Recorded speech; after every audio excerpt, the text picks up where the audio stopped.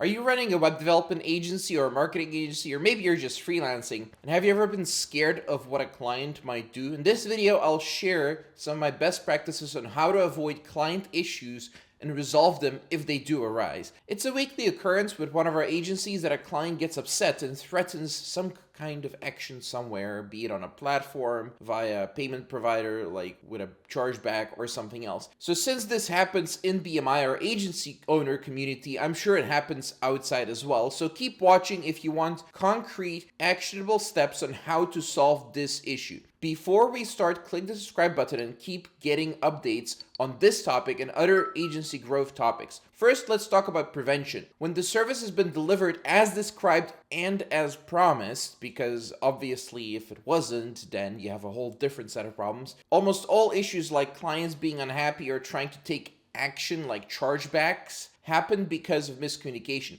I highly recommend not using email to communicate and instead having a better system. One method we use is a weekly report on a live pre-scheduled call. When the type of project you're delivering requires more frequent communication and back and forth, it's acceptable to give client access to a client dashboard in the project management tool you're using. This can be clickup.com or something similar. Another option for smaller agencies to use Slack for communication. The second way to avoid issues is to avoid working with crazy clients. How can you tell they're crazy? Stuff your grandma and parents warned you against. Things like entitlement, meaning they expect the world but offer little in return, and they just feel like they deserve it no matter what. They deserve your time, they don't need to respect your schedule. It's all about them. Entitlement, worst characteristic in a potential client. Next one is rudeness. Saying please and thank you and generally being friendly and not trying to boss you around is a prerequisite or should be a prerequisite to working with you. Then the third one is ability to communicate clearly regardless of their technical ability. Basically, do they know how to write a response with context? Do they know how to write a full sentence? No micromanaging. So avoid people who want control over everything.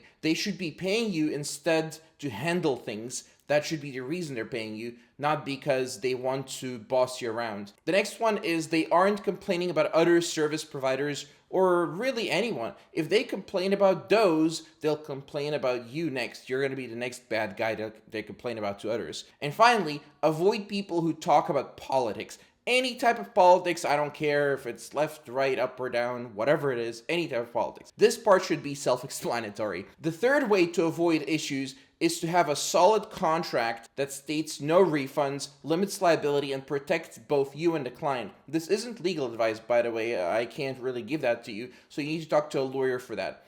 Just having the contract isn't enough though. You should handle the important bits of the contract on the call. Make sure the client actually agrees with you and verbalize that, yes, I understand that and that's how it's going to be. Just having them sign a document doesn't mean they actually read it or know what it says. Finally, let's talk about how to solve it if it does actually happen, because the previous part was all prevention. So the first thing is contract enforcement. If the contract is signed, everyone agrees, and then the project is delivered, and in some very rare cases, a client might still charge back. In those situations, your contract and records of communication will help you resolve things like chargebacks. You can submit a PDF to the entity that is charging back, the payment processor basically. And then if it's detailed enough, like you have enough communication records and you have your contract and everything, then it shouldn't be a problem. It's very difficult to win a chargeback if you're saying, oh, I didn't approve this payment, or if the client is saying, I didn't approve this payment. In reality, I've proved that they approved the payment, they signed a contract, they got the service delivered. So of course you're going to win that chargeback more likely than not.